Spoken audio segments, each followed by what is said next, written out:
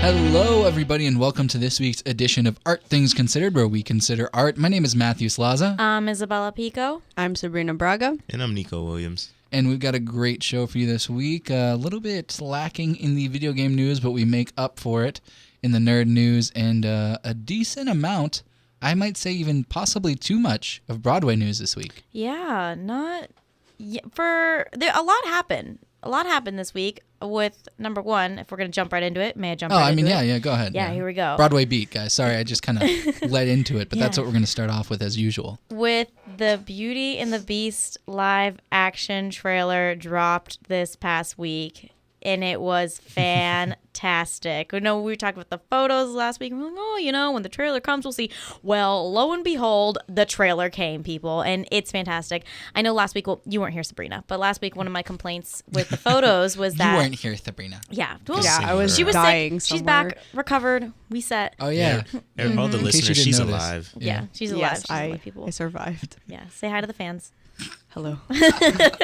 But I was saying that I wasn't really liking how the Beast was looking in the photos. I felt he was very CGI. Oh.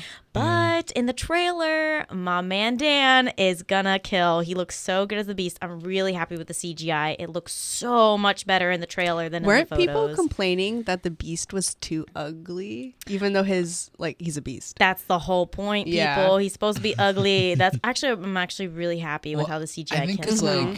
In the animated film, he's kind of cute. He's a beast. He's like a Right. little... Well, because it's a cartoon. Yeah.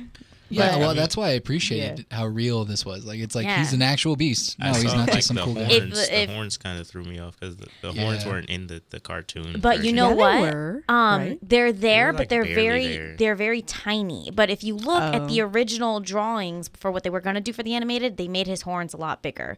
So I think they've tapped into a lot of the original stuff that they were going to do for the animated movie That they toned down, yeah, and they're tapping into a lot of the original fairy tale stuff. It looks like if you see like Maurice cutting off the flower, that's from the original fairy tale. That's not from the Disney version of it. Okay. So I think they're going to be taking a healthy amount of both and like going half and half with them.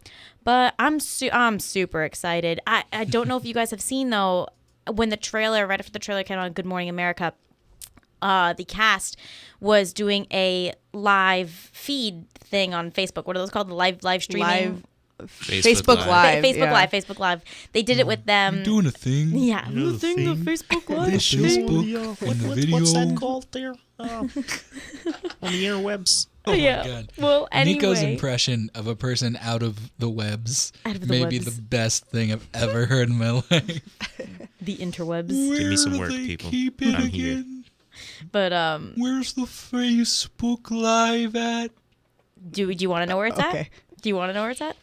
I can tell you. It's Thanks, probably on the Beauty and the Beast live action trailer page. But with the live cast, they all got together and they were answering group questions that were submitted. And it was so cool to watch their dynamic. It seemed that they all really got along with each other. And it was hilarious. They were cracking jokes. They were they were so excited about the movie. They were so excited.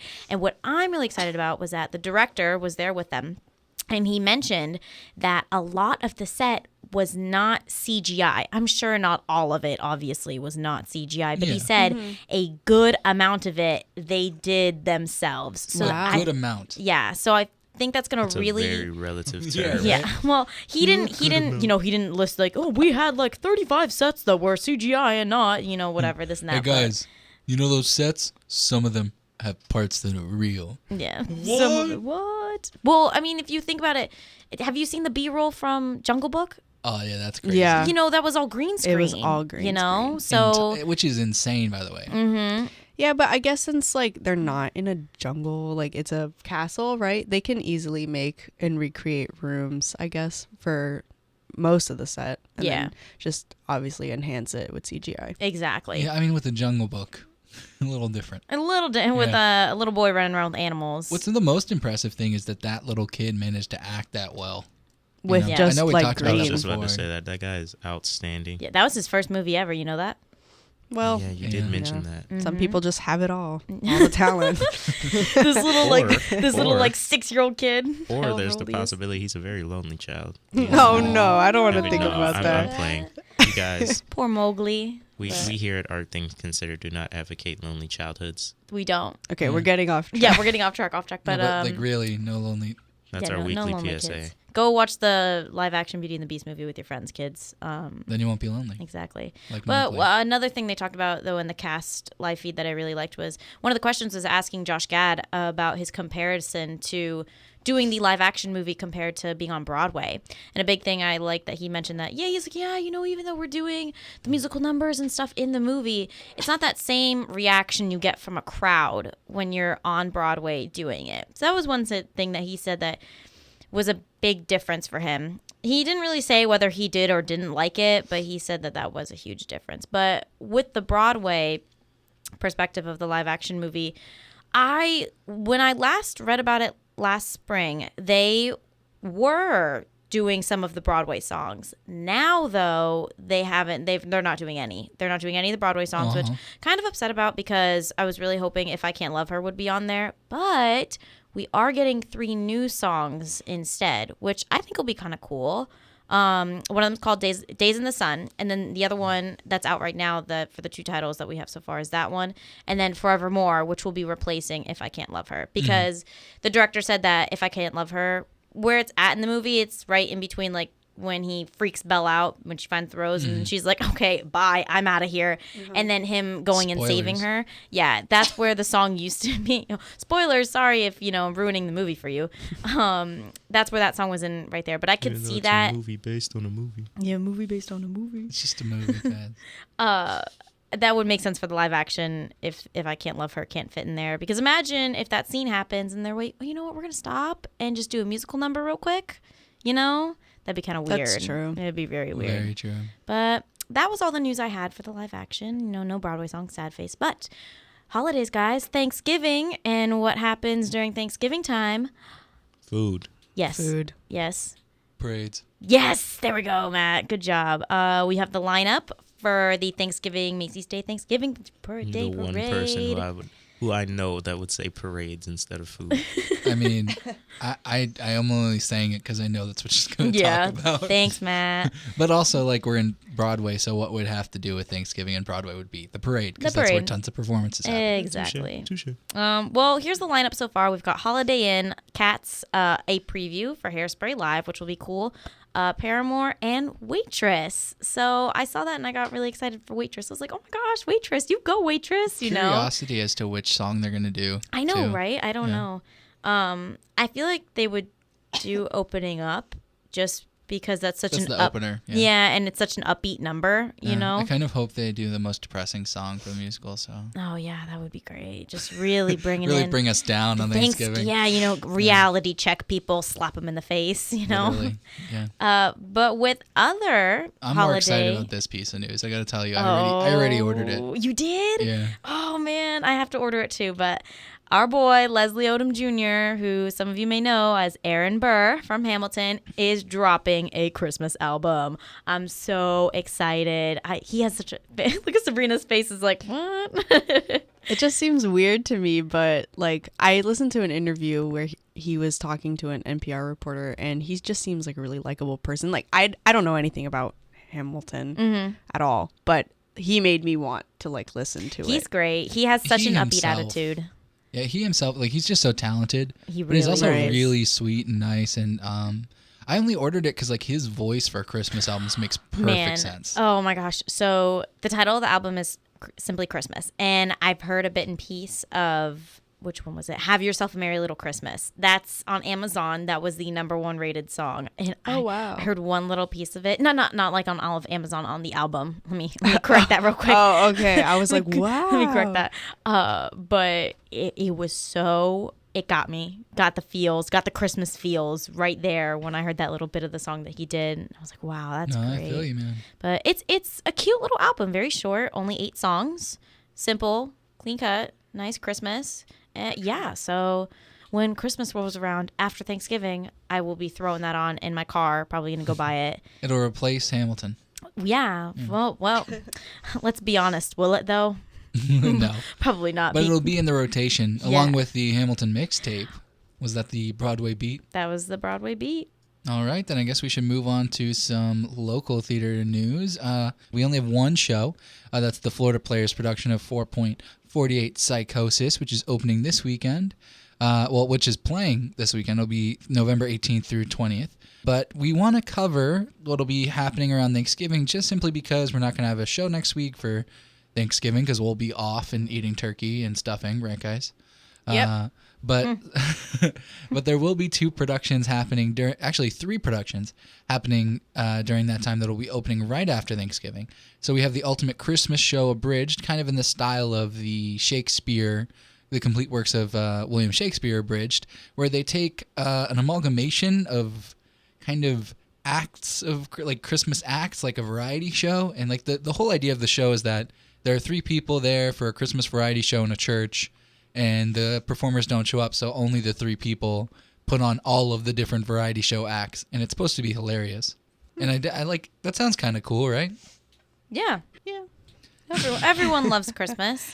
Yeah, I love Christmas. See, I mean, like, I'm 50-50 on Christmas, but I hate Christmas. Matt But, is the like, Grinch. the show sounds kind of cool, and usually holiday comedies are pretty darn funny, especially That's like true. that. So yeah, so that's gonna be playing the Ultimate Christmas Show abridged. We'll be playing November 25th through the 18th at the Hippodrome, and the Hippodrome has two holiday shows this year. They always have their Christmas Carol showings, and that'll be starting November 26th and running through December 22nd. But the Ultimate Christmas Show this year, it's interesting, different kind of feel for them. I'm glad they have a comedy because the Christmas Carol, it can be comedic, but it's also kind of sad. Gets me down in the feels. Yeah, when it gets with what's his name, little Timmy? Tiny Tim with his little messed up leg. it's so sad. No, So true, though. It's not okay. It's too feelsy for me. Yeah. So the Ultimate Christmas Show abridged and a Christmas Carol will both be playing at the Hippodrome starting after Thanksgiving. Whoop whoop. Whoop whoop. Mm-hmm. GCP, Gainesville Community Playhouse, will also be putting up a show right after Thanksgiving, literally the day after Thanksgiving. It opens at the Gainesville Community Playhouse. It's a production of Little Women. I don't know if you guys know about Little Women. I love Little Women. Well, this play is actually a musical adaptation of that famous book, obviously a classic. And that'll be running through November 25th, or starting November 25th and through December 18th. Nothing like seeing a show to celebrate a holiday, right? Mm-hmm. Yeah. Particularly that show kind of seems like, I don't know, it's weird. It's like not a holiday show, but it's kind of like a family and like. It's like a warm family like type. Yeah, book that's to me. Mm-hmm. So yeah, and then the movie is definitely falls into that category Yeah. too. And there's a Christmas scene in there, and it's very cute. It's all very nice. No, Little I feel you. Women. Yeah. Little Women. Check it out. GCP. One last thing. As promised, I believe last week, we have an interview with the director of the Florida Players production of 448 Psychosis. And go ahead and take a listen. Hello, everybody, and welcome to this week's wonderful local theater interview segment with Miss Ryley from Florida Players. She's the director of their production of 448 Psychosis, formerly thought of by me as 4.48 Psychosis, and we're going to go ahead and talk about their production this week. Ryley, why don't you go ahead and introduce yourself to the people, give a little bit of a backstory as to who you are. Oh, okay. My name's Ryley Valenti, and I am the director of 448 Psychosis. I'm approximately third year. Approximately. Theater. I transferred in the spring from English, so I'm an approximately third year theater student here, and this is my first time directing a show. Yeah, how's that? Is it like a crazy weird step? I know you said you SM'd a little bit. Mm-hmm. It's a interconnected but very different role to have. Like, how has that been? It's been pretty interesting because as a stage manager, I saw a lot of what went on, but when I watched the, rehearsals, I didn't watch them critically. I was often taking notes, taking blocking, and doing a lot of other stuff. Thankfully, this semester, I'm also in a directing class, which sort of, I got a bit of a taste. Probably I want to say the weirdest, and kind of hardest part was the beginning with casting. Mm-hmm. I did like watching all of those auditions. I was like, how the heck am I supposed to like pick people out? It was a bit of a shock. No, I can understand. I feel like that's always what I hear from first-time directors too. Like, and I'm sure like I've directed some things, but directing theater, though, I think that would be the hardest thing for me too, because it's so much talent a lot of the time, and there's so many options. Because you really have to sit there and think as a director and go, "What's my vision for this character?" Yeah. And was I wrong? Because sometimes you have a predestined like vision in your head that you don't want to question right away, but then someone presents something that makes you go, "Wait." Yes. Is this character completely different than I thought? Should my like presentation of this story be different? And then that's just like awful, because then you're sitting there with like 3 or 4 great choices and you have to shoot yourself in the face, you know, because you don't want to make a decision. So I can definitely empathize on that. Yeah, and it was also difficult because our play doesn't have any characters, so I had to make them up myself. And I had these ideas for 2 of them. And apparently the actors that I cast came up to me and told me that they'd been cast as the complete opposites their entire theater career so far. So I think people, one of our members is Melanie Scholl, which plenty of people in the theater building know. And she's very cute and kind of soft-spoken. And I think they're going to be a little surprised by who her character is in the show. And I think it's been interesting, but that definitely happened where when I did callbacks, I was had this weird idea that I was going to have them use all this stuff in the room, and I'd be like, okay, here are your sides, read them, but use the room however you want. And I was like, this is crazy. I'm not going to get anything out of this. No one's going to know what to do. But quite a number of actors just surprised me with their creativity and use of space. Like one person said they wanted to throw a chair, so I was like, throw the chair, just don't break it. So because I knew I wanted actors that for this piece, which, you know, so much of it has to be created by our own imagination, I needed some actors that were willing and confident to make choices on their own. Yeah, and take risks. Like especially in something that's not cut and dry. Like this isn't something that's very scripted to the T. You know, it's a complete opposite. As you've said, it's like I had to create characters. I had to mold this presentation, this story. Like you basically have to create the play. Like, which to me is why I was just like, that's crazy. I can't even imagine being like, that's what I want to do. Although also there was the other side of me that was like, that's a blank canvas with a great idea that I can just mold to my own artistic abilities. And I started to go, oh, I just said I would never do this, but like that sounds cool. Yeah, it's nice to not be beholden to a time period or a style or a location. So basically I can do whatever I want. Do you want to go ahead and talk a little bit just about the show? Like give a brief synopsis. Okay. None, like if there are surprises, feel free to keep them from us. But, you know, just give people a little taste. Get them out there. Okay, so basically the show, 448 Psychosis, was Sarah Kane's last play that she wrote. And she wrote it a little while before she actually committed suicide. So it is very different in some ways than her other plays, but essentially Sarah Kane herself, prior to writing this play, was quoted as saying that her plays are like love stories. And I think that even this one is about love, and it is very sad and can be kind of dark, but essentially what I would like people to take with them when they go to see it. When, right, guys? Come on. When they go Obviously, to see it. everyone goes to see every show we ever do. Like, it's free, so they should. That's my go-to thing with Florida Players, too, is I'm always like, look, guys, because I've never been disappointed by a Florida Players show, and I often tout that because there are even UF productions and like professional productions that I've been disappointed by. So I'm like, if the free to go to shows by a student organization have never disappointed me, why aren't you guys going? I just don't understand why, like, other than being busy, because like I've been busy on a weekend, there's been a Florida Players show and it's made me sad because I'm like, I can't go. But if you're free and you're looking for something to do, like go see a show for free. That's a really amazing production and a cool, weird theater too. Like I love the Squitieri. It's so I actually fun. have met Miss Squitieri. Mrs. Really? Squitieri. Yeah, she comes into my work sometimes. I talked to her on the phone. First time she called, I saw it on the caller ID and I was like, Squitieri's an unusual name. So I was like, Squitieri is in the Squitieri Studio Theater, and she was like, oh, yes, that's I donated crazy. the money for my husband, so it's pretty cool. Look at you, like you got connections, man. I do. Miss Squitieri and I are tight. That's always nice. You can be like, I use your space all the time. Mm-hmm. Yeah. No, And she's like, "Can I just have my food, please?" I feel like that's everyone's reaction to it, is like, oh, I'm so excited to meet. Can I just not? Can we just This pretend happens this didn't all the happen? time. Yeah. Yeah, I know I'm important. Like that's how I feel. There's like like a they picture are. of her too. So So you knew. Yeah. When that's kind of crazy. But yeah, like it is a really cool space. Like I love black boxes in general. Like I just feel like they're a really fun way to do experimental things in theater. Yeah.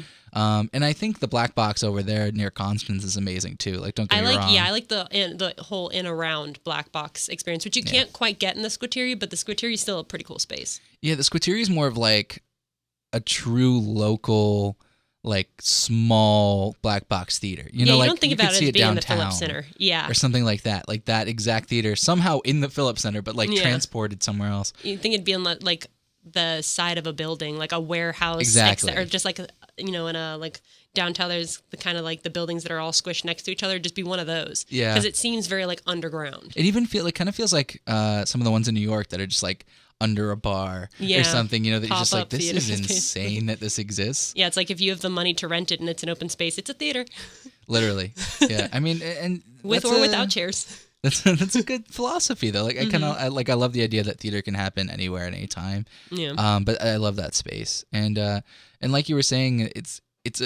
I'm excited for this show because it is a little bit sad, but it's also kind of like topical, you know, for right now. What I really liked about it, and I always kind of like impress or stress with people, is that when you first read it, especially when you're reading it, it's really difficult to understand and it doesn't make a lot of sense and you don't get why she's saying the things that she's saying. Mm-hmm. And then you realize it's very sad and depressed. She had severe depression. But what I see it as is not a suicide note. It's not self-indulgent. I see it as somebody who wrote plays, was very good at writing plays, felt that she could express herself best that way, and wrote the play that she thought would help people understand why she was the way she was. Because a lot of it deals with, not being understood and not being listened to and not being able to convey exactly how she's feeling. Everyone's making assumptions about it. Nobody's like really listening to her, and she's trying to fit into what everyone believes she should be or what she thinks that she should be, but she's not able to, and everyone tells her that's a problem. And it is, something that she's dealing with, and it is a struggle, but they weren't trying to understand her. They were just trying to fix her. So what I see this play as is she wrote, it's very stream of consciousness and very dreamlike. And I think that's because she wanted you to not only hear what she was going through, but experience what she was going through. Yeah, and I can kind of see like that's the human struggle in general. Mm-hmm. You know, it's like someone saying like you should be doing this and you're not doing that, and not understanding the actual perspective as to why you're not doing that. Exactly. It's not that you don't want to fit in and be normal. Like people who are depressed aren't like, man, I'm just not trying hard enough to be normal. Darn, I should try harder. Like that's not the struggle. And I feel like we do people, think that, but it's not true. Like we think that to ourselves. We're like personally, we're like, oh man, I really gotta. But people tell you you're not trying hard enough, and that's difficult. Like it's like if I wanted to, walk out of my house, I really wish I could, but on the days where I wake up and I open the door, sometimes I just think, nope, not today, and I can't leave. Like that's and I mean that's just not only is that just so true, but like that's very now like people are talking about it. Yes. And so like the idea that there's this show just kind of makes me excited because even if like honestly, even if I walk in and don't like it, like it's a new experience for me for theater, not specific to the show, but just like even if I don't enjoy a show, it's a new perspective and it's a new story. And to me, with this, like, even if I didn't enjoy it, I feel like it may not be meant for me to be enjoyed, may be meant for me to understand. Yeah, and so even if I'm not like, I'm not going to walk out like, oh, all puppies and cuddle, like I'm not going to be extremely happy because, it's a little bit sad. But I think I'll really get to appreciate something. And sometimes that's better. Sometimes theater is supposed to teach you. Yeah. It's going to sit you down and it's going to learn you something, Sometimes that's what theater is supposed to be, and it's a story too. So that's kind of more interesting to me than like the normal theater, which is a musical, let's sing along and be happy, or a play that's comedy. Don't get me wrong, I love those. But this is just such a different show. Yeah, it's in so very many much. ways. When I read it, I just felt like it was more of a diary than a show. Like I'm not even sure that it was meant to be performed, but I'm glad that it exists. And one thing that I didn't really, I guess, fully consider, but has come to my attention recently, is that people will be coming to this who have been affected by suicide. Oh, yeah. And I know that they grapple with understanding why people do the things that they do. And I hope that this somehow helps them, or, allows them to, maybe it doesn't exactly apply to the person that, they lost, but that it'll at least help them to understand that, it's a struggle and that person was going through something, but, I'm not exactly sure how to explain it, but just that understanding of like what they might have been going through. And I think there are definitely some parts that are very intense that I think if you are thinking about it that way can be a little bit overwhelming. But I think overall it's a good experience to help you understand that they want to be healthy and they want to be normal, and that they just can't, normal. They just can't fit into what people are expecting them. And then all of these influences telling them constantly that they're wrong, it's not helping them. It's not addressing the issue. Yeah. It's hurting them and making them feel like they can't come forward and get help, or that they can't, be fixed by society standards. And I think that's what it opens up, is that we don't need to address mental illness as something that needs to be just stamped down and fixed, but as something that needs to be understood and approached as a human issue. That this person has that, because you'll hear lines over and over that are repeated in the play that I assume that she's heard. And when you already doubt yourself and then you hear those lines, it doesn't make you think, oh yeah, I'll just work harder. It just makes you think this isn't going to end. It's impossible. Exactly. Yeah. So I'm hoping that it sort of offers them that sort of experience. Maybe it'll make them feel better, but hopefully cathartic, but at the very least informative, right? Exactly. Or illuminating, even if you want to avoid like information, because it may not be, it may just be a feeling that they suddenly understand a little better. Yeah. But I mean, that's just a really powerful message to me. Like if anything else, that's a reason to go see the show, is just to be there and understand that feeling that somebody had. And that even if every person who's dealing with depression, it's an individual situation, it's unique, but there are a lot of things that go cross-platform, which is just like being forced to accept this idea that it's fixable and not like able to be dealt with, able to be improved, or to be like people want to tame it or push it down, but like you kind of have to embrace and live. Yeah, you have to engage it and like work with it. So rather than feeling, especially just about medication and how you can just be put on medication after medication and you'll be taking 2, 3, 4, 5 prescriptions, and it's just like that's not always the answer to just stick somebody on some meds. Yeah, exactly. And do that. You need to listen to them and understand what they're going through to help them help themselves, basically. So it deals and it addresses a lot of those experiences from a first person perspective that's very interesting. So it's like going through those experiences or having those feelings, especially, when it feels like the medications aren't working, or when it feels like, you can't feel anything, which is just terrible. Even worse, yeah. So it's addressing, or it's, going through those experiences from first person in her mind. So how you'll think about things that are just, they don't make sense, or like you'll repeat things to yourself, or you'll hear things, your mind isn't logical. Exactly. Yeah. So it does it in that way, so you get more of that experience, what she went through, rather than listen to what she went through. I mean, you've definitely got my interest peaked. You know what I mean? I mean, I'm always game for a little bit of an experimental experience anyway. But like the topic one is like hits home in terms of everyone has somebody. If you're not personally dealing with depression, everyone knows somebody close to them who's dealing with it. And so it's a very interesting topic in general, just because it is a part of everyone's daily life, whether or not it's them going through it. You have to understand and deal with that issue and not push it back. And as a society, I think that's what we're working on trying to do. It's going to be an uphill battle. But I think that for the first time, it's really being addressed that we need to stop shoving problems under and talk about them, so that they won't be there to shove under. They'll just be a part of life. It won't be something we shove under. And I'm a huge advocate for, talking about the things that you're going through. It's like this semester a lot, I've been I've just basically come to the realization that I've got, some anxiety, some pretty bad anxiety. And it's something that I never really noticed before because I always felt like I just wasn't working hard enough. And that's what I was being told, is that like I wasn't doing enough to do the things that I needed to do. And that really hurt me a lot. And it meant that I never addressed the fact that I can't control these things all the time, or that when I can't breathe, I legitimately can't breathe. It's not, me making it up. Yeah. And so I'm a huge advocate for, being open about that, especially with people around me, because you get these impressions of people where, especially, directing a show, a lot of people, tell me, oh, you really have it together.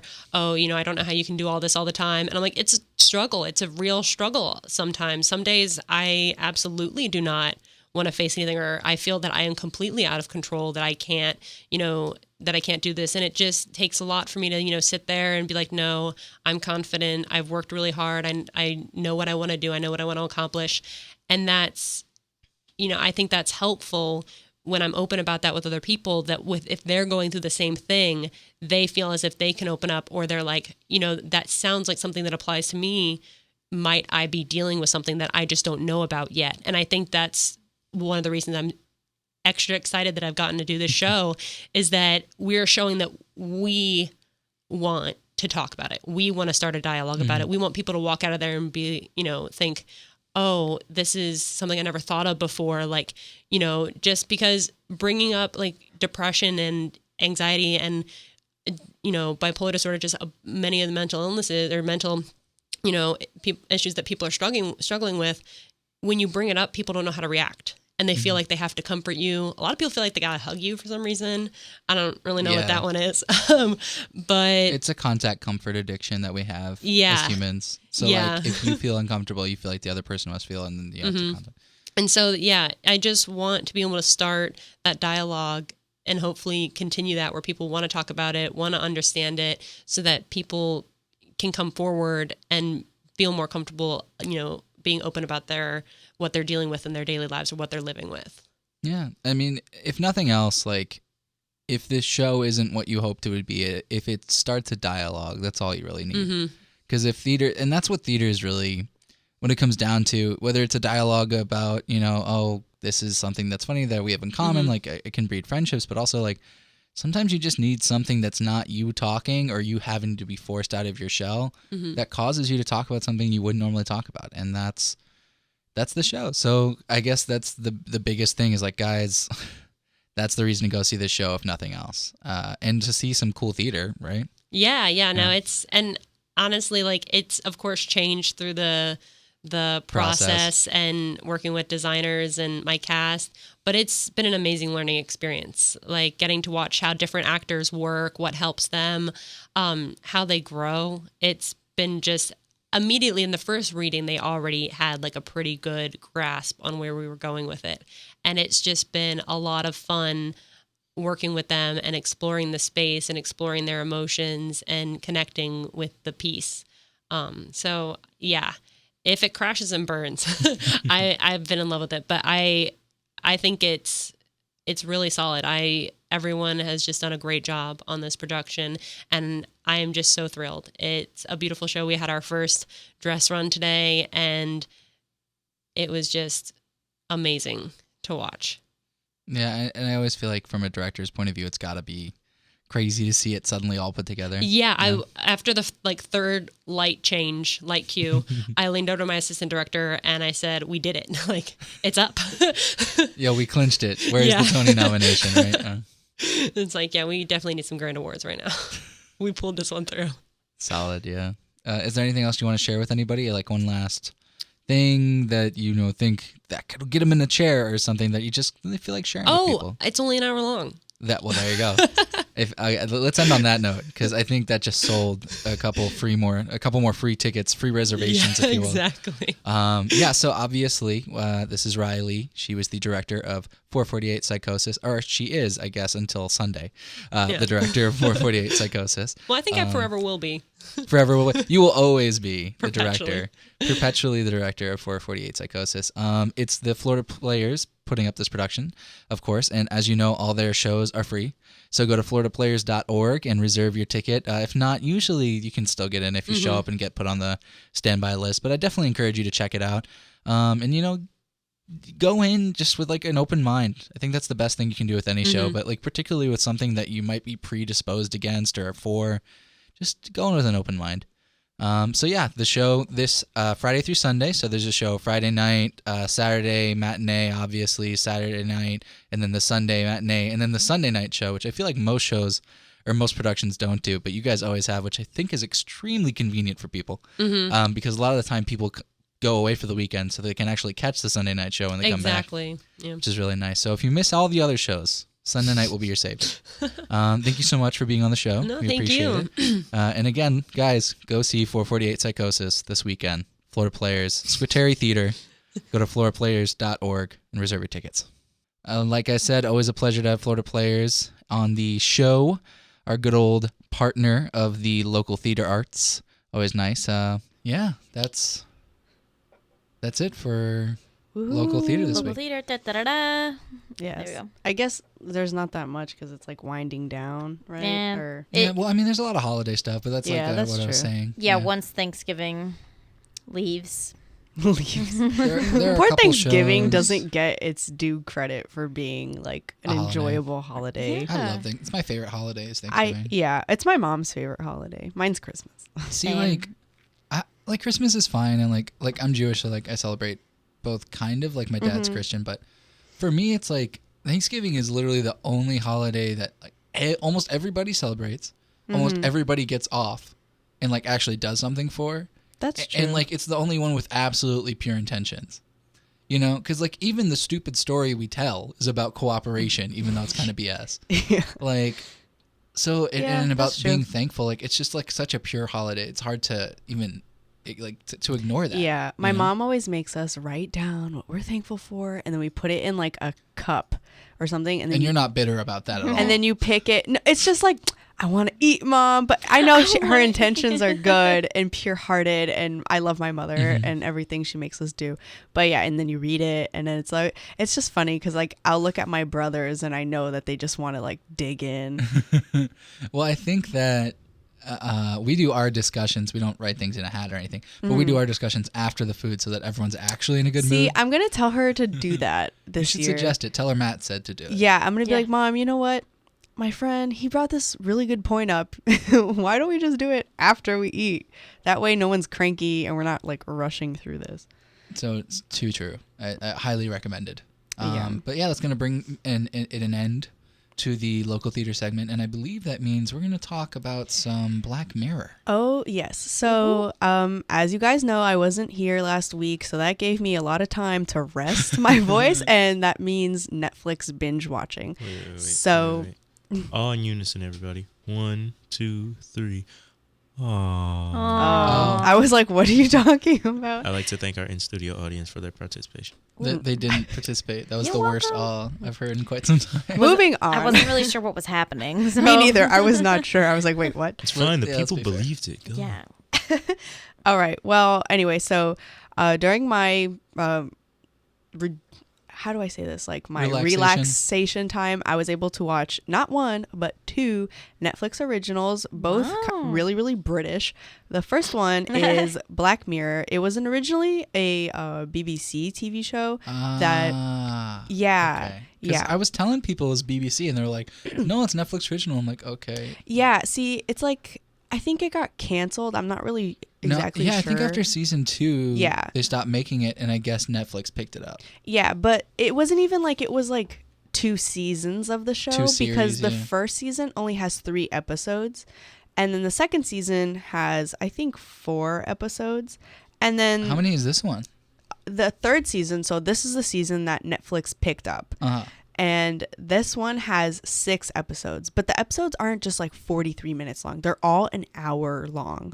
Well, Netflix style, yeah. Yeah, but even the BBC ones, like the first episode from the first season, it was really weird. Like, if you're gonna start the show, I don't recommend watching it from the beginning because, one, it's an anthology series, meaning you don't have to start it from the beginning because none of the characters carry over into the next episode. So you can really start wherever you want.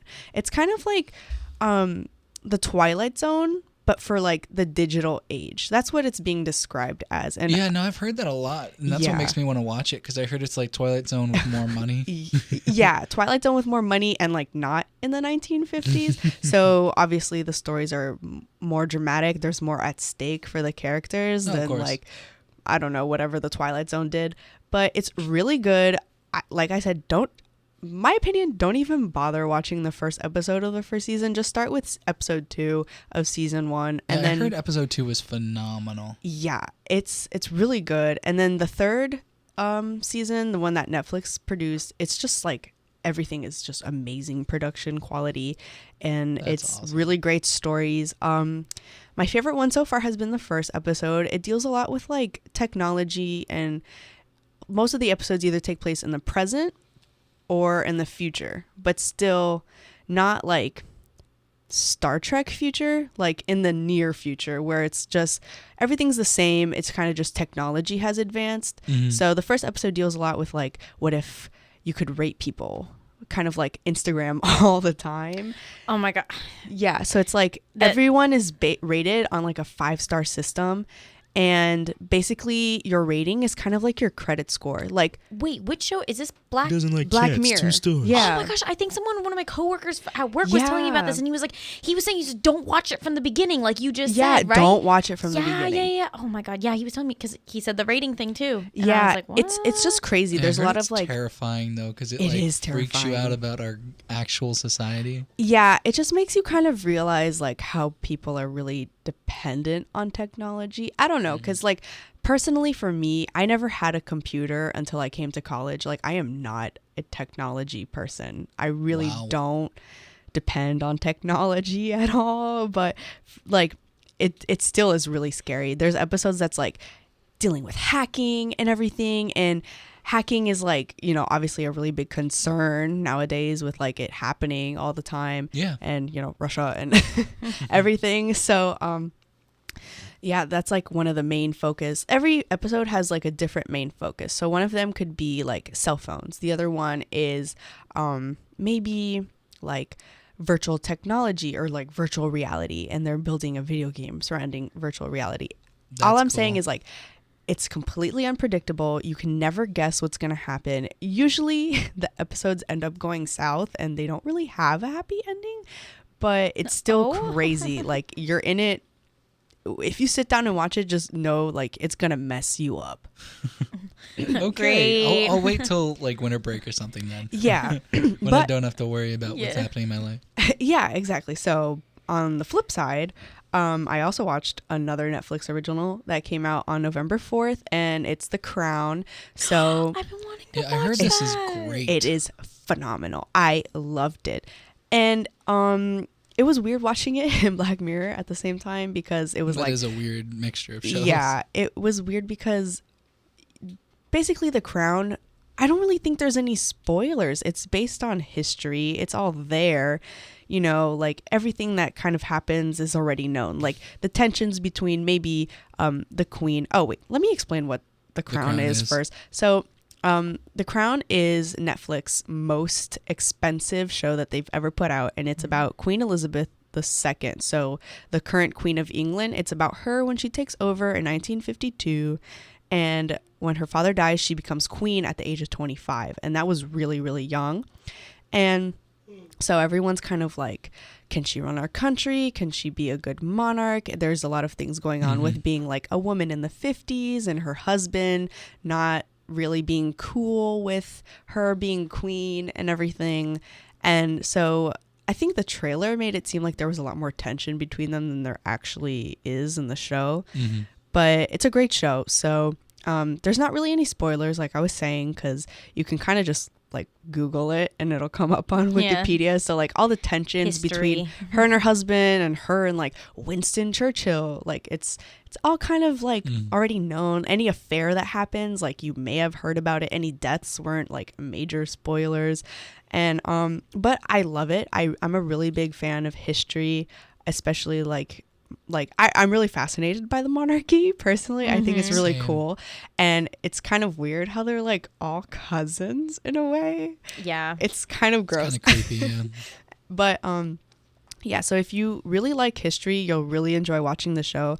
Not just because, you know, it's really well made, but it's beautiful. It's just like the cinematography is gorgeous. Yeah, that's the number one thing I've heard is that it's just a beautiful show. Yeah, and one of the executive producers behind the show is actually the same person who did The Queen with Helen Mirren.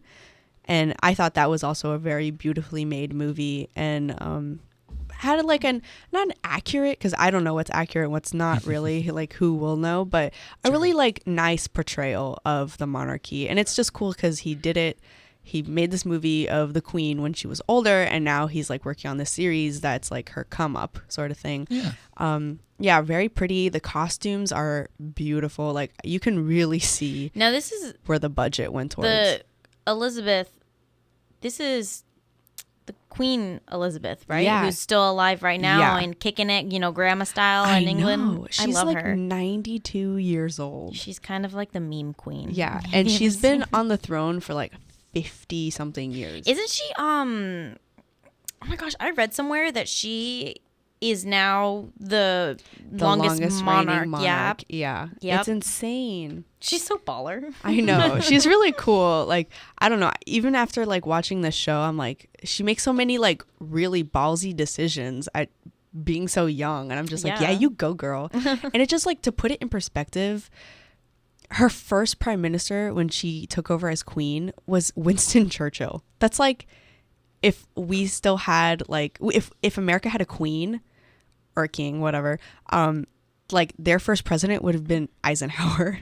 Yeah. So it's just weird. Like, she's definitely seen a lot of history, contributed to a lot of history, obviously.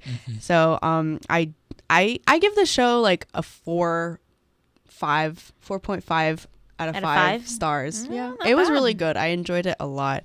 If you're looking for something that's really plot driven, I don't think this should be your How go-to. many episodes? I think 12 Okay. or 10. Wow. That's They paid not a bad. lot of money per episode then.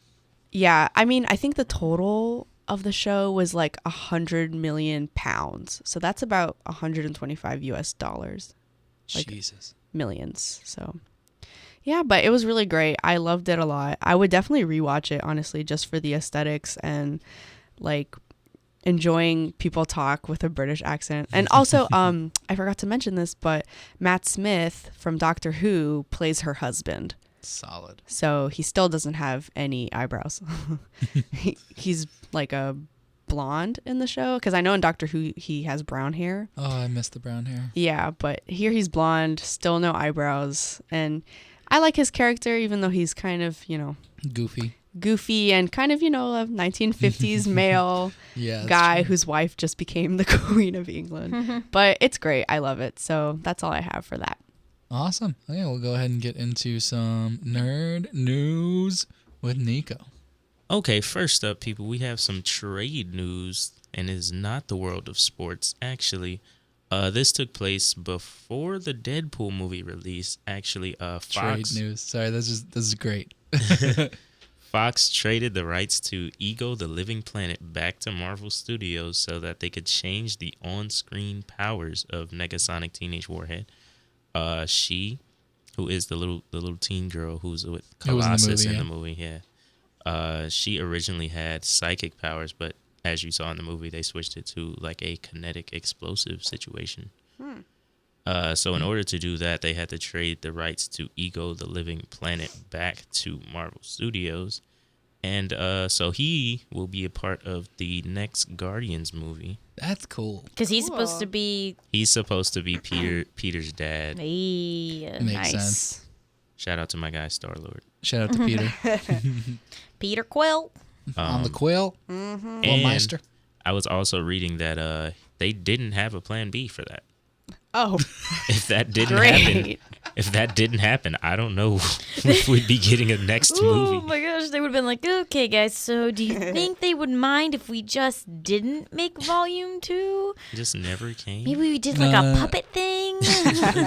They would have just had to really adapt the plot, Yeah, probably. exactly. Well, they were saying that Ego's supposed to be like a main character, and he's like a main part of the story. So it's like, Yeah, not but it like- could have been like, They would have to like rewrite. we're the not whole seeing thing. him. He just keeps missing him. Oh no! You like that? That would have been the only He's option. just Yeah, the wait, unseen. what if He's they just had- always referred to. They'd They have just done never that, just show like him. push it off to like the end of the second movie, been like, okay, no, it's coming this time, guys. It's coming. And then it just never comes. Volume 3. That's crazy though. It's impressive that that's such an important character though. Like 2 years ago, you never would have expected that to be a thing. Yeah. And it's crazy because the director was saying when he originally pitched it, he didn't even know that they didn't have the rights. Well, yeah. He was just like, I pitched it, and then it was like, wait, we don't have the rights to that guy? They would Oh no, pitched it, does it. we're gonna have Wait to a minute. rewrite the script. Guys, technical difficulty. Financial difficulty. Yeah. They'd be. Oh, that would have been bad. Imagine if they went through. Well, they would have. Probably what the option would have been is just to go through with it and pay royalties, I guess. What if they knew? What if they were like, oh, we want to do this. I don't think we have rights to him. Like, ... Let's just do it anyway and see what happens.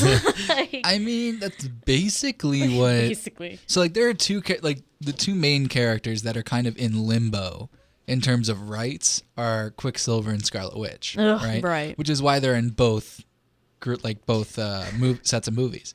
Right. So like you could kind of do something similar where like you could take the elements of that character and just make him a little different and make him the dad. You know, like you could get away with it. But no one wants to do that. Right. So that's why they traded for the rights. Yeah. Also, the Harley Quinn movie has a writer now, Finally. Yay. Christina Hodson. Oh, it's a girl? Yay. Yeah, well, I mean, Even better. they had to. Well, The PR nightmare you'd be that would have happened. surprised. She Well, also I'm saying like currently, like Oh, with that yeah. being a big part of DC's, like we're being feminist. Look at us. When Yeah. Marvel's made all these movies and never once made it. A Black Yeah. Widow movie. Yeah. Yeah. I'm still waiting, It's Marvel. happening. It's coming. Is it Yeah. really though? But it's 'Cause not. I It's feel- not in the next Is it phase, really right? though? Yeah, they said it'll be in Phase 4. I want it now.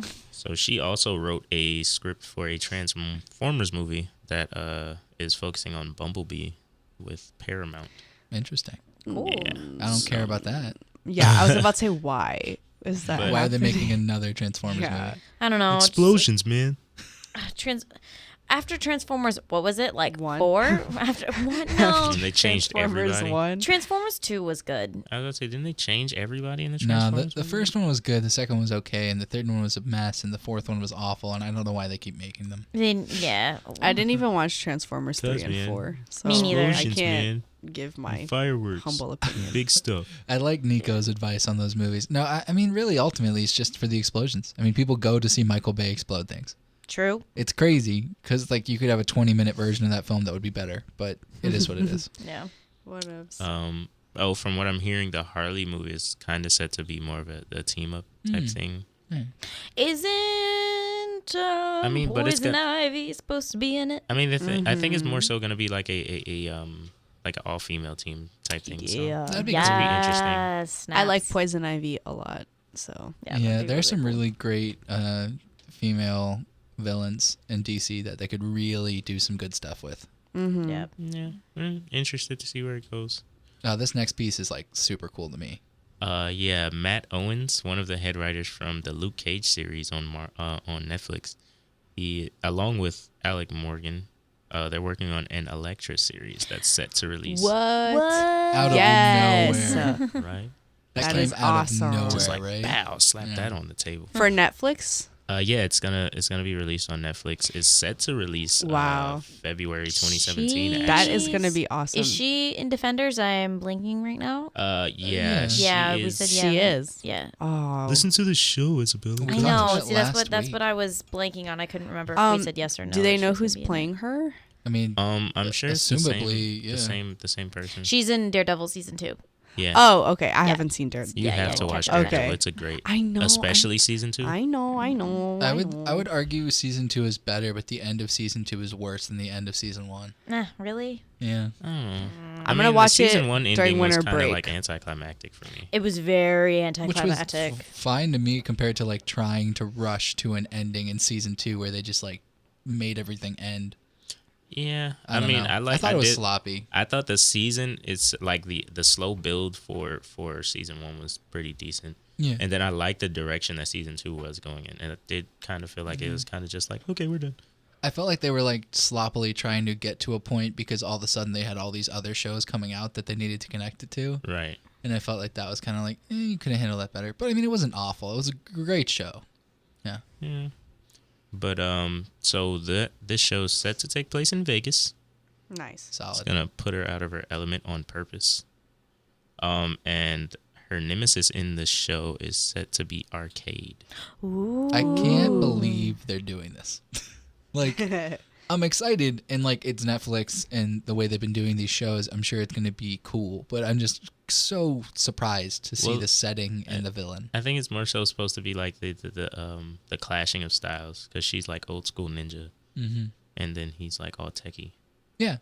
No, I'm saying like I'm sure it'll be great, but I was just like, oh, I never even would have fathomed. Like I Right. wouldn't have thought of that. So that's interesting to me. Yeah. Is that all you got for me, man? Yeah, I'd like to end my segment by making reference to a joke I made earlier. We here at ATC, we do not advocate for the hating of Christmas.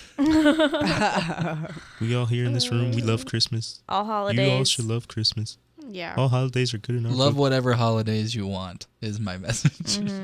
That's fair. That's fair. Yeah. But enjoy the season. Like that should be the real primary thing. It's like enjoy the time with your friends and family. Like enjoy people actually getting to relax. Enjoy not having to go to school. Like That's true, number too. one. Or work, yeah. Yeah. And also, folks, if there's anybody out there listening who has connections, get a brother some work. Yeah. I'm out here. I'm really out here. I do man. voices. I do voiceovers. I do voice work. He doesn't just do this one voice he's doing right Yeah, now. no. I You're really do. doing I a have- bad I have job a few of voices. showing all the different voices. I have a few Well, voices, he only shows you if you hit him up. Man of many So, voice talents. I mean, so. I'm out here, you guys. You can Let reach a him at brother get an internship or something. www.nicohasvoices.com. Definitely. You better register that right now. Someone Nico get got on that voices. domain name. A squatter is going to have that by the end of Friday. You watch. Basically, Nico gets got voices. All right. Well, just like there's plenty of comic book news out there, there's a bunch of movies out there for us to Yeah. watch. Doctor Strange, #1 yet again, with $43 million in the box office. Trolls sticking around at the top as well, with $35 million, an extra in there. None of the new ones managed to get the first or second spot. Arrival made $24 million. I in heard its that was opening weekend. great. Oh, it's okay. I mean, I'll get to it in a minute. Okay. But its ratings are pretty solid, and everyone's been raving about it. Hmm. And I think you'll see that be a slow burner because that's a pretty big movie. It's from Paramount, but it'll be around a while. And so Right. if nothing else beats it out, it'll just keep being in that 3 or 4 spot, and it'll make some decent money. Yeah. Yeah. And then in #4 is Almost Christmas, also open this weekend. That's the movie we were talking about before, the Christmas movie. Yep, where it's like oh, like it's Christmas, but it's not like a warm-hearted. It's like funny Christmas, but then it's also like sad and Yeah, funny. it's gotten terrible reviews, but it made about $15 million, so it'll make back its budget. Its budget was like 15, something like that. Like it pretty much made it back its budget. So it's a small movie, and it's a Christmas movie, so I'm sure that if it sticks around till the holidays, even Thanksgiving, more people will go see it. It'll go a little uptick there. Hacksaw Ridge, it's in the #5 spot, open last weekend. It has $10.6 million this week. The Accountant at #6 with $4 million, and it's slowly. I did say that's going to be a sleeper. It's going to slowly make its money back. It keeps staying right there, Yeah. and it's almost double its budget at this point. So it's definitely made back its money. I enjoyed it a lot personally, but I think it was a lot more serious than most people expected, and a little bit like darker in a way. Right. But so that's #6 with $4 million, or 4.4, I should say. #7, Shut In, yet another new movie this week, opened this weekend, and that one has just been universally disliked. Like, it made $3.6 million, which is not so good. And I'll get to the ratings in a minute, but with critics, let's just say Not good. not good, not the Nobody best. cared. Boo, A Medea Halloween is still in here, Still on man. there. Yes. With another $3.5 million. And you know what? That's why Tyler Perry made that movie. Yeah, is I mean, he for made this exact so much reason. money. Like the budget was 20 million, and it's up to $70 million. Wow. Like that's insane. Jack Reacher, Never Go Back is kicking around at the bottom. That movie made like nothing. It made another $3 million this weekend, and Inferno, which is sad because it's only been out for like what, 2 weeks? Maybe I don't even know. And it's down to $3 million this week, and it's not even halfway to its budget yet. That movie's gone. Tom Hanks couldn't even. Tom Hanks tried. He tried, but but that he movie couldn't was bad. save it. And you didn't need another sequel. Yeah. So that was the top 10. Most notably, Doctor Strange staying on top, and Arrival coming in at a number 3. We'll see what happens with that in the next couple weeks. But getting on to how these movies fared in the box office, Arrival's at a 93% with critics, which is insane, especially for a sci-fi movie in like modern times right now. That's really, really high. Like, and it made a decent chunk of change, so it'll be interesting to see how that performs over the next couple of weeks. Interesting. I love Amy Adams. Yeah, I'm a big fan of Amy Adams. Yeah, she's kind of like the female Leonardo DiCaprio, where she's like consistently nominated for Oscars but never wins. But not winning them. Yeah, and she's so overlooked. I feel so bad. But I hope that she has a big enough role where she's nominated. I mean, like I hope so, but I wouldn't be surprised if this movie doesn't win anything. Right. You know, because it's too big budget in a lot of ways. But then again, you know, The Martian won a bunch of awards like last year, right? So that's true. Yeah, I feel like a lot of people didn't know about this movie too, and like it made 24 million. So I feel like next weekend, if anything, with all the buzz around it, it'll make more. Yeah. Because I think that might have been part of Paramount's strategy. I mean, they don't make too many movies anymore. And you know, a lot of them are lower budget in a way, like for a studio. Like even this one, you know, like I think the budget was, God, how much? I think it was like 50 million. So like for a sci-fi flick, like that's really low. So yeah. I think it's like a slow burn on this movie. I think we should just keep an eye on it. That's my recommendation. I'm like a stock guy. Keep an eye on this one. Keep an eye on it this. It might just go up. It's hot right now. And then also, of course, Almost Christmas, 47% with critics, not so good. 77% with audiences. So it's a Christmas movie. It's not going to get the best ratings, but maybe it's funny. You know, I don't know. I'm keeping my hopes borderline on that one. Hacksaw Ridge, 86% with critics, 95% with audiences. So that's a solid reaction to that one. So, you know, it's up to you. Whatever you want to do. No judgment here. Shut In being the last of the new movies this week to open. 0% Apparently with critics. the worst. Literally, though. 0% with critics. Like 0%. That's insane to me. 0%. And 28% with audiences. So not exactly doing better with audiences. They just thought it was stomachable. And then, of course, opening this weekend, Fantastic Beasts and Where to Find Them. So excited. This movie, I mean, I'm trying to keep my expectations low just in case, because, you know, I don't want to, I was excited about it, but it's based on like such a little source material that it'll be interesting. But of course it's set in the world of Harry Potter, the Wizarding World of Harry Potter, but not when he's there. It's in 1926 in New York City, and it's actually about the American Wizarding World, which will be really interesting to see. And it kind of focuses around like him getting back from his trip and observing and, you know, taking notes on all these crazy creatures. And some of his creatures escape. And, you know, of course, it follows all those hijinks and stuff. Also opening this weekend, The Edge of 17. This looks really good to me because I'm a sucker for a feel-good movie. It stars Haley Steinfeld, Blake Jenner, Kira Sedgwick. I always say her name wrong. She's from The Closer. Right? Yeah. Kira Sedgwick, yeah. And Woody Harrelson. And it's like a coming-of-age story. And I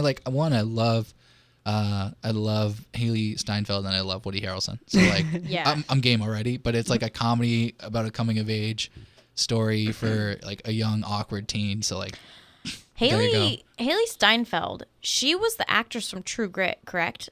Yeah. When she was way younger and she got nominated for an Oscar. I think it was Golden Globe. I think she was at the Oscars for sure. She was super True Grit young was when nominated. it happened. But she's a great actress. because that was 2010, so that's 6 years ago. Yeah. She's come a long way. And I think she's 18. Yeah. So give or take, she was 12. Yeah. It's crazy. But Yeah, no, but it looks really good. Like if you're looking for a fun, like coming of age comedy that has like heartfelt moments, definitely worth going to see. That's honestly, even if I don't see Fantastic Beasts, I'll probably see this just because I love going to see that with like family or like with my girlfriend or with a friend. It's just a nice movie. Like that's the reason I fell in love with movies, is movies like that, you know. So I'll definitely go check that out. And then Bleed for this, like I got to be honest with you, I have no idea if I'm gonna like this movie. It's the American biopic about the boxer Benny Paciencia. Paciencia. I don't even know how to say his name. what's He the went by name? Paz. What's the name of the actor playing him? Miles Teller. He looks really intense in this Oh, movie. He looks freaking wrecked. Yeah, he trained a lot for that movie. Like he looks He like did. he Note really that he adjective, clearly ladies and played this gentlemen. part. Wrecked. From what I've seen in You like know, the he talked previews. about it in a couple of interviews too, like how Yeah. he really had to like completely re-transform his body. But yeah, Not even just his body though. Like he looks like in this movie, like he just plays his heart out. Like I mean, that's the thing is like I'm not usually a huge fan of boxing movies. Oh, But I do really? love sports movies. So like there are a couple of boxing movies that have gotten me. But this cast is phenomenal. I mean, we have Miles Teller, Aaron Eckhart, Katie Seagal, and Ted Levine. Wow. Like that's like it's an all-star cast and it's a sports movie. So like I'm torn because like the trailer didn't get me, you know. I haven't But- seen the trailer. but I don't know. Like the movie itself might be good, and I'm like a huge Miles Teller fan. So Yeah, same. I gotta tell you, I'm a little uncertain on this one. You'll hear next week if I actually went to go see it, or I guess Or in the 2 week. weeks. Yeah, in 2 weeks. But that's right. Leave the audience in suspense. yeah, leave them in suspense for. Cliffhanger. I think Nico knows the answer to this. What's up next, Nico? It gets really suspenseful around this time because I think the audience knows what time it is. It's about that part of the show where we all break down and we all take a second to step into the mind of Matt. These are Matt's thoughts. I wasn't gonna keep going. It got so deep there at the end. That was crazy. Sabrina was like signaling to Nico, keep going. I was. I'm telling No, you. I was I think wrap he was it up. wrapping 'em This up. is wrap it I'm up. telling you. Yeah, she looked like she was running out of breath for the beat. Yeah, But no, seriously, give me some work. I got some I'm thoughts. really out man. here. Oh, I thought you were telling me to give you some thoughts. I was like, I got some thoughts for you. No, let's get some thoughts, man. I've got a super short one for you guys this week, mostly just because like I knew everything else would run long, partially, but two, like I gotta tell you, my whole week plus has been taken up by this massive amount of work that teachers give you right before Thanksgiving, and all the projects are due, and of course everything like that. But yeah, so I've been super busy, so I haven't had time to do stuff that gives me cool thoughts. But in between working on my After Effects project and all the other stuff I've been working on, to keep me sane, I've been watching The Office. And I finally got to the part of the show where Michael leaves. And oh my God, I cried so hard. And I didn't expect to cry at the show ever. Like I was like, I'm not going to cry at the show. I've cried a couple times, mostly like because of Pam and Jim. Always because of Pam and Jim. Always, right? But to be fair, like partially also because of Pam and Jim for this episode with Michael leaving. But it's touching, man. Like I didn't even know I liked Michael Scott that much until like the Yeah. last couple seasons. You know, That's how it is. that's how The Office does it though, because like the characters sneak aren't up on that you. innately likable. You know, but they No. just get in there. Like Andy really do. gets in there. I love Andy. It's just, so he left and I cried and it was great. But I'm looking forward to see what Will Ferrell's like on the show. I guess we'll find out. I heard that his character is pretty funny on the show. That That's where I stopped that- watching. That no one can replace Michael Scott, but Will Ferrell, like he brings mean, his own character. I to like the Will fore. Ferrell, but like I'm open. I'm just a little skeptical that he's going to be as funny. He's going to be a very different type of funny, you know? Yeah. So we'll see. And then my Erica thought is, of course, massive CW crossover, Isabella. Oh. I don't know if you've heard about this. Okay, listen. I've got to interrupt real quick. I just finished catching up on Arrow last night. I'm not caught up on this season, so now I got to catch up. DC Legends of Tomorrow, Supergirl, Arrow, and Flash for this season. But this crossover, go jump into it. Okay, it's crazy. Tell the people. Like, literally all the shows she just mentioned, The Flash, Arrow, Supergirl, and Legends of Tomorrow will all be show on TV. Yes, except Gotham. Oh, yeah, well, CW. not connected though. Not And a connected. different network. A lot of barriers there. okay. But yeah, so The Flash, Arrow, Supergirl, and Legends of Tomorrow will all be crossing over in a crazy 4-show crossover event that Wow. will start at the end of the November 28th episode of Supergirl and will continue the next 3 nights I'm so on excited. the different shows. It's crazy. I don't think I've ever seen anything like Yeah, this. because it's like I've heard of like cameos and Or crossovers crossovers, yeah. with the same network. Well, they did it already with Flash and Arrow. I was They going had to say, didn't Flash and Arrow have a Yeah, crossover they did just like this. earlier in And the They year? did this. Supergirl had one Okay, with. so I'm what was just it, out of the loop. Flash? yeah. Well, they had the crossovers with Flash and Arrow just for 2 episodes, like they're doing with this one. It was like a continuation of the next one. Mm-hmm. Right. But that's so. But this is It's like a massive 2 episodes. event. Compared to 4. Wow. 2 compared to 4. It's gonna be And huge. 4 whole shows. CW's in a weird position. Like no network has ever had 4 shows that were so easily interrelated on Yeah. the same network. So No, it'll but- be interesting to see. It's a huge event. Mm-hmm. Those of you who watch the show, I imagine you are jumping up and down with joy right now. Yeah. But that's going to wrap up my thought and Erica's thought. And that's going to wrap up this week's edition of Art Things Considered. My name is Matthew Slaza. Isabella Pico. I'm Sabrina Braga. And I'm Nico Williams. And we considered some serious art for you guys. We'll see you next week. We'll see you in 2 weeks. I apologize. Enjoy your Thanksgiving. Grub it up. Yep. Eat some stuffing for us. Lots of turkey. And pumpkin pie. Basically, just eat everything. Yeah, eat and watch everything on everything. Whatever's dining on your table. table. Just Yeah. help yourself. Don't think about the consequences. There are no consequences. Just go ahead, just You do can it. work out after the new year. New Bye, Year's guys. resolutions. Enjoy your week. Enjoy your holiday. And enjoy your life.